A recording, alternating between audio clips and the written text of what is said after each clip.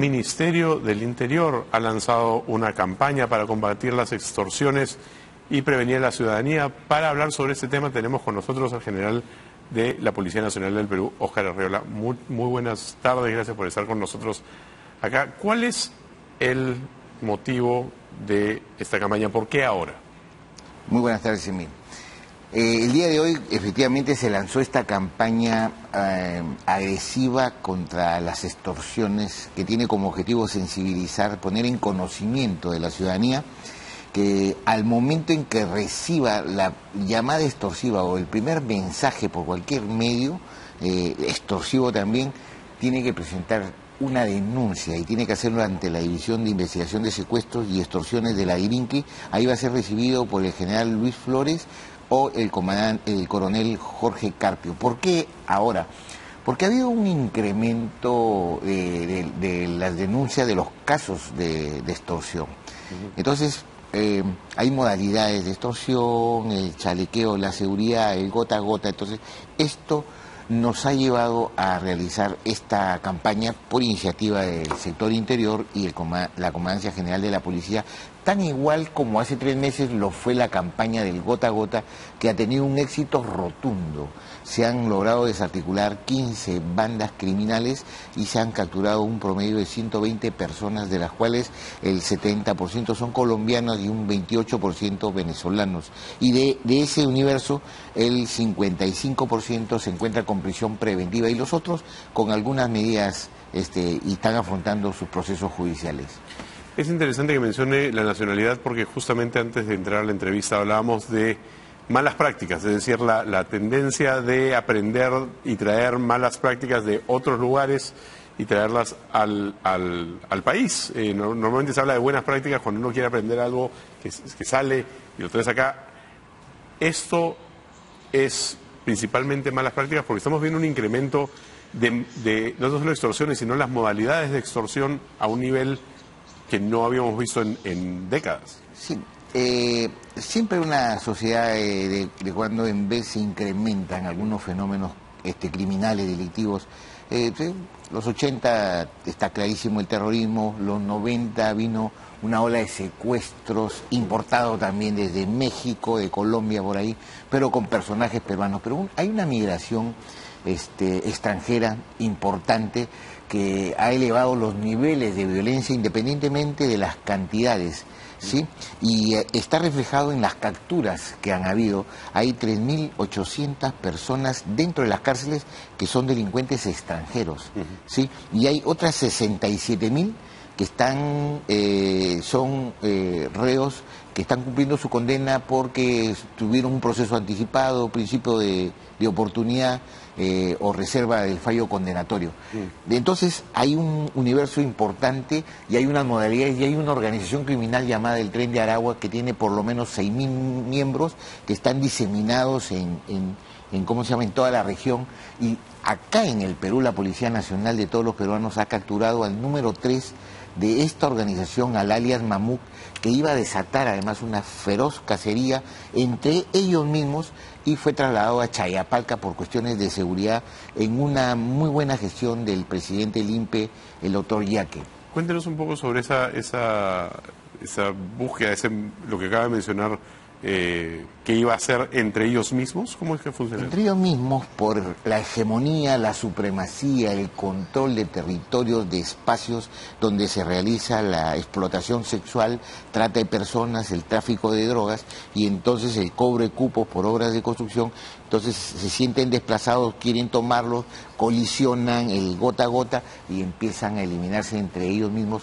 Recordemos que las cifras del sicariato, entre el 85 y 90% de las personas asesinadas registran antecedentes, tienen un prontuario policial.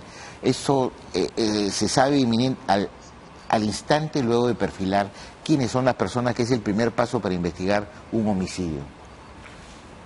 Con respecto a las extorsiones, usted mencionó que uno debería comunicarse con esta oficina de DIRINCRI en el momento que recibe la comunicación. ¿Cómo es que opera la policía en el momento que recibe una denuncia por posible extorsión?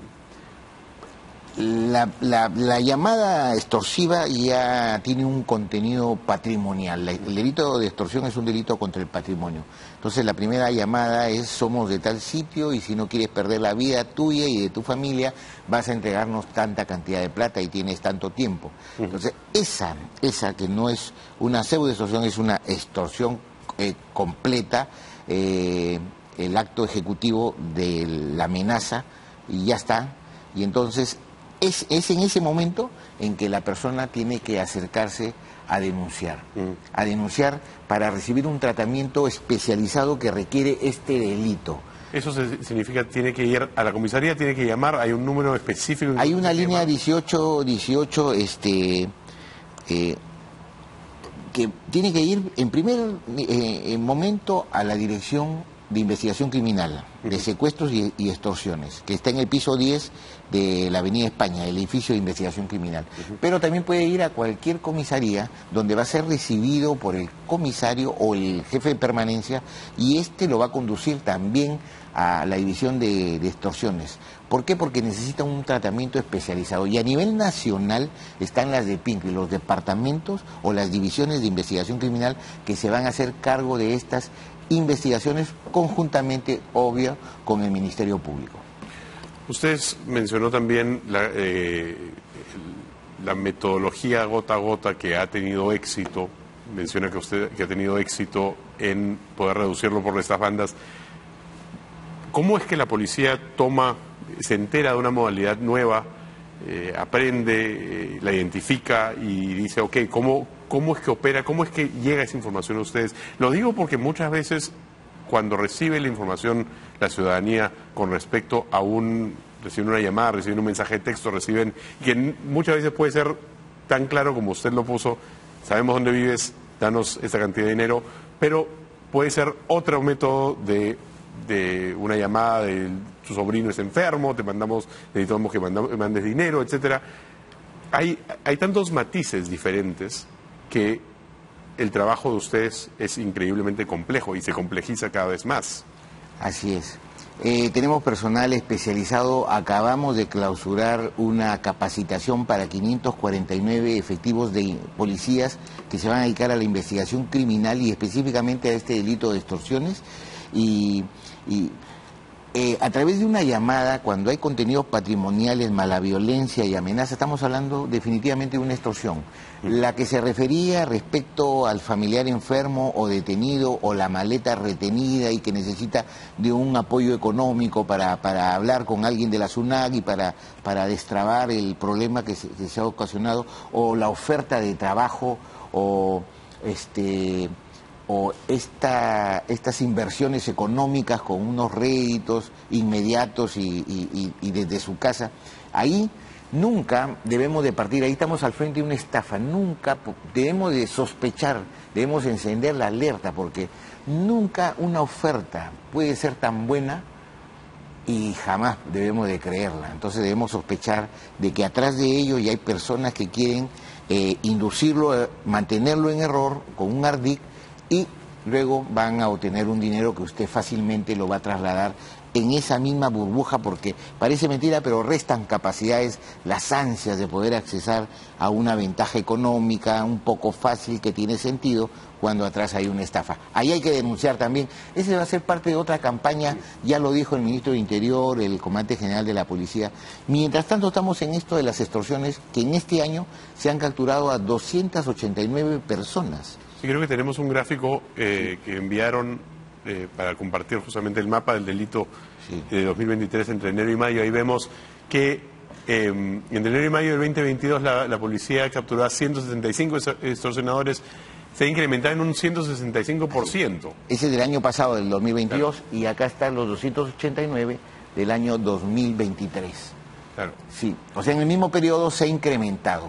Ahora, se ha incrementado los casos criminales, pero hay una respuesta efectiva de la Policía Nacional.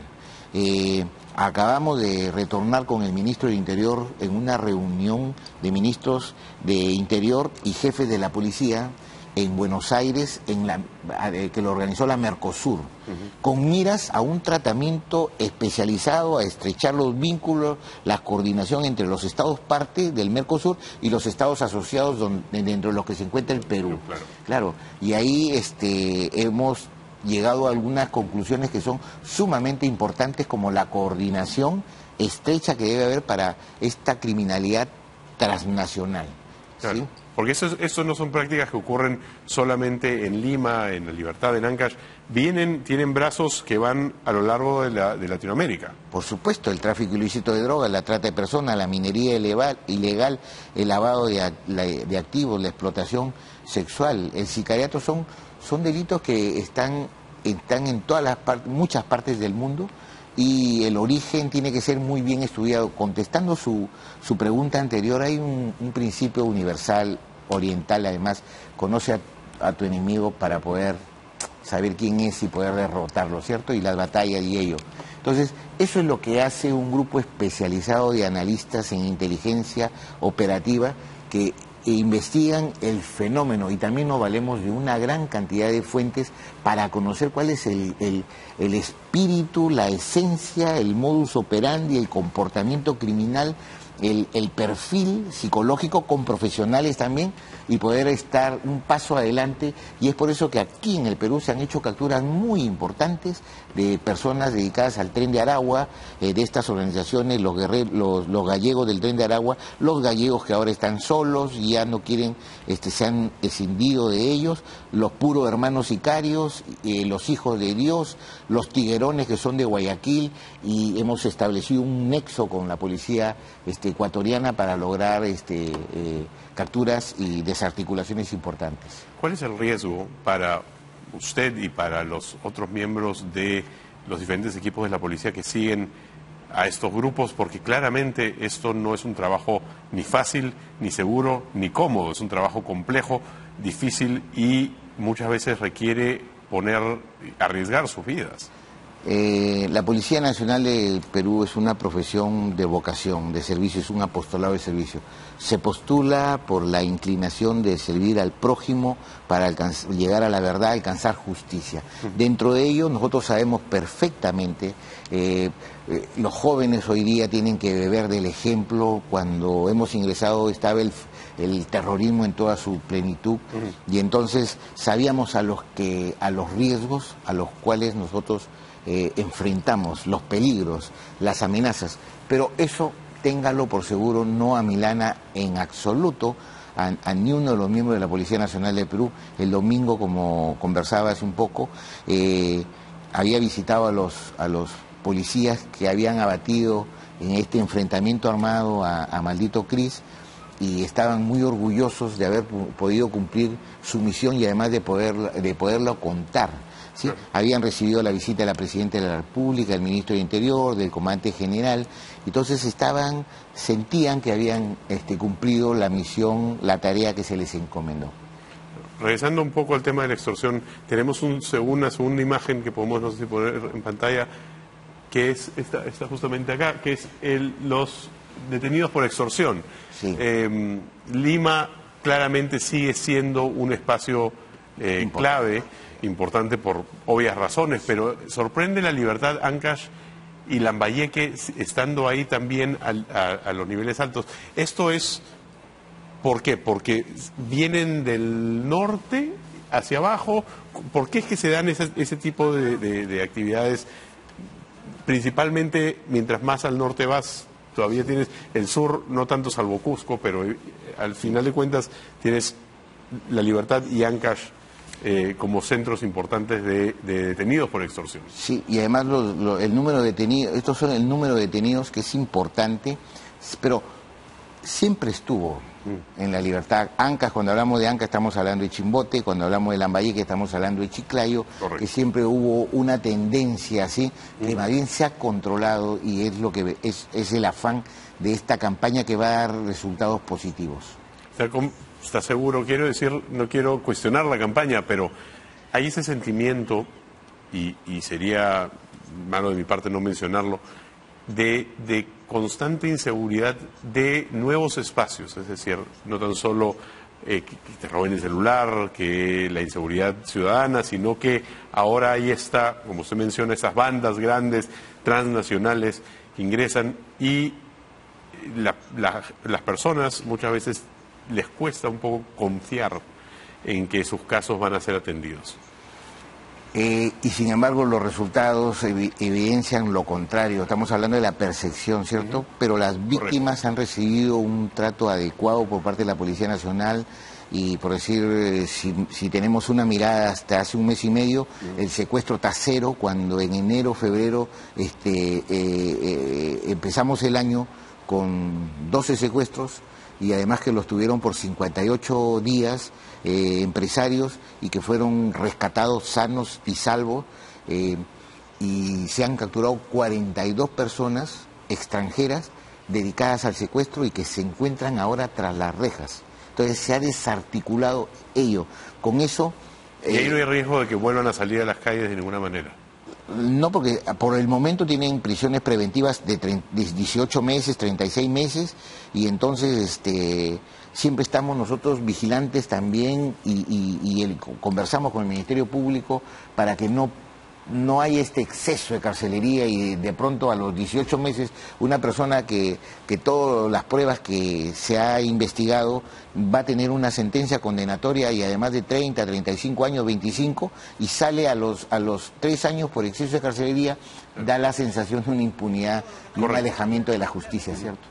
Pero ustedes sí hacen el trabajo, hablan con el Ministerio Público, encuentran maneras de evitar eso dentro de lo posible. Pero por supuesto, porque cada vez más con el doctor Chávez Cotrina tenemos una sinergia, una estrecha coordinación, un planeamiento también estratégico de todos los trabajos y a dónde estamos apuntando para hacer frente a esta criminalidad organizada. Y hablando justamente de criminalidad organizada, usted, hemos visto hace poco, hemos visto al camarada Carlos siendo capturado y traído a Lima, ha sido interrogado varias veces, asumo. ¿Qué información, dentro de los que nos puede contar, ha dado el camarada Carlos en los interrogatorios y cómo es que llegan a él? Bueno, la captura del camarada Carlos es una caída tan importante, es un golpe tan duro como la Operación Patriota y como la caída de su mentor, el camarada Lipio, el 11 de agosto del 2013, donde cae con Gabriel y el camarada Alfonso, son abatidos en Pampas, en una zona del Brain. Y entonces es tan importante porque él es el mando militar, ha conducido el atentado terrorista del 23 de mayo del año 2021 en San Miguel del Lene, donde asesinan a 16 personas y dentro de ellos 5 niñitos que fueron calcinados. Entonces ahí mueren 9 varones y 6 mujeres.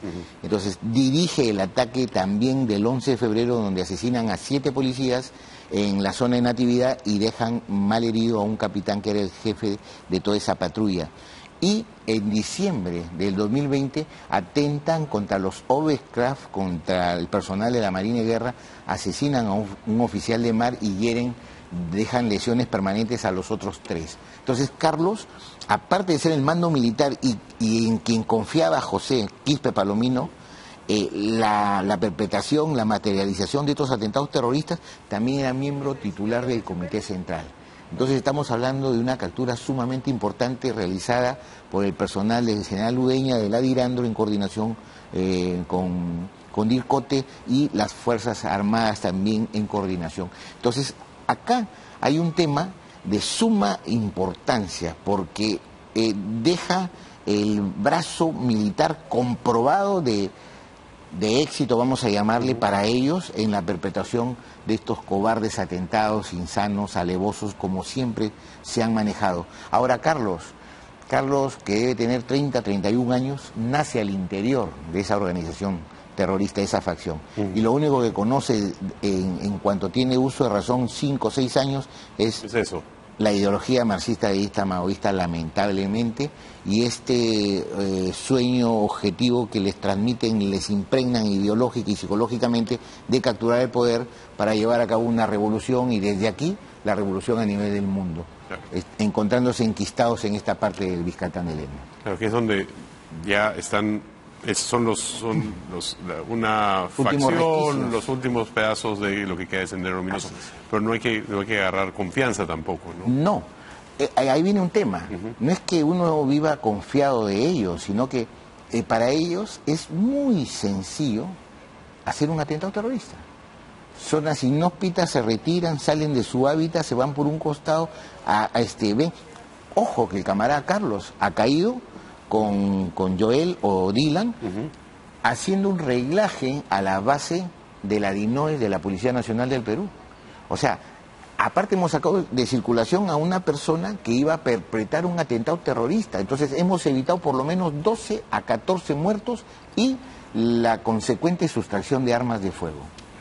Pero en una circunstancia como esta siempre hay alguien que viene después, el que viene el segundo al mando o en este caso el tercero al mando. ¿Hay alguien que lo reemplaza a la hora de que es capturado? Por supuesto.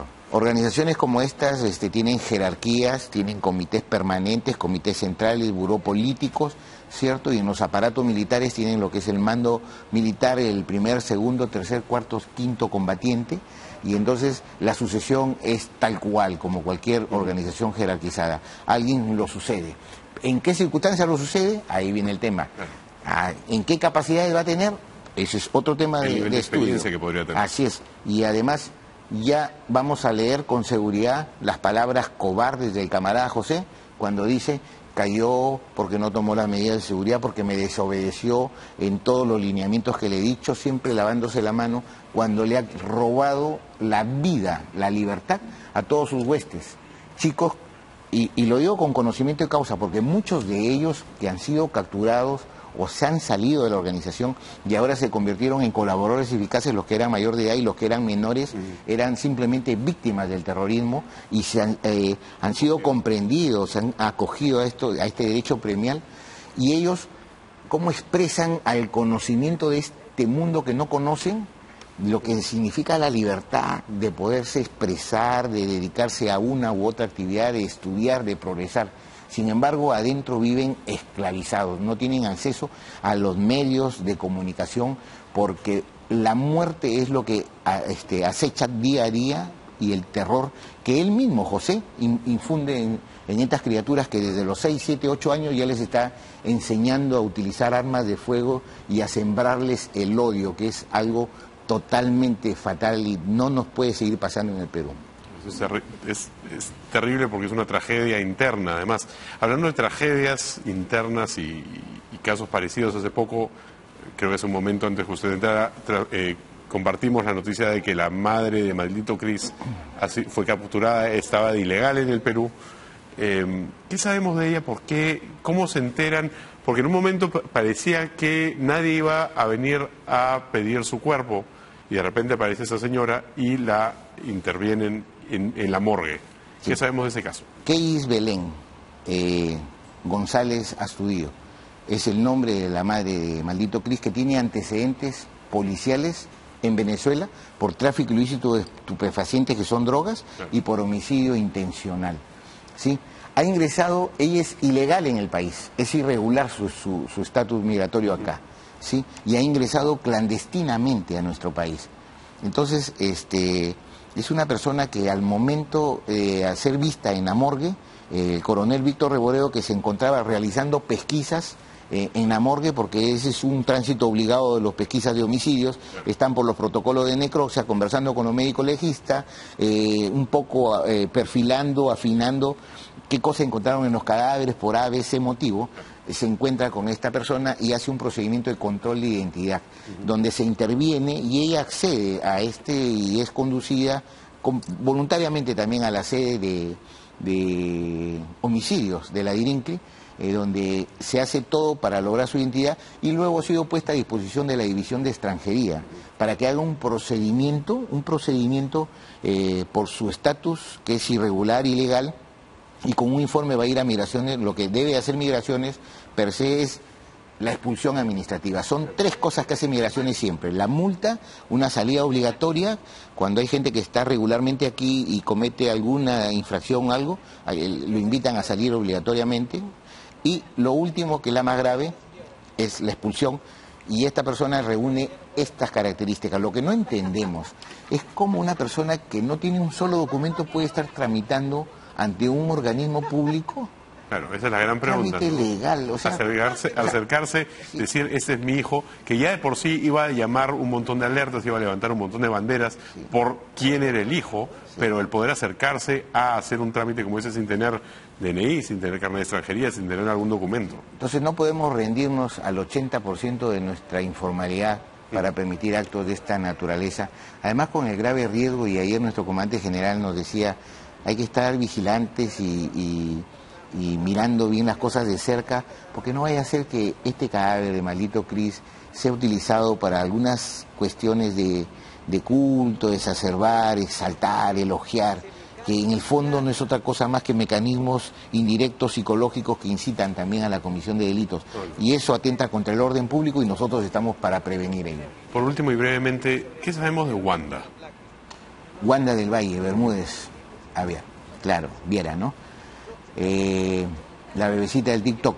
Hay una investigación franca con el Ministerio Público para determinar los roles criminales. Per se es una integrante que conseguía la logística, los inmuebles, las armas de fuego, accesaba a las informaciones en su calidad de mujer, podía hacer muchas cosas, las ha hecho, y hay unos detalles que sí tienen que tomarse en consideración.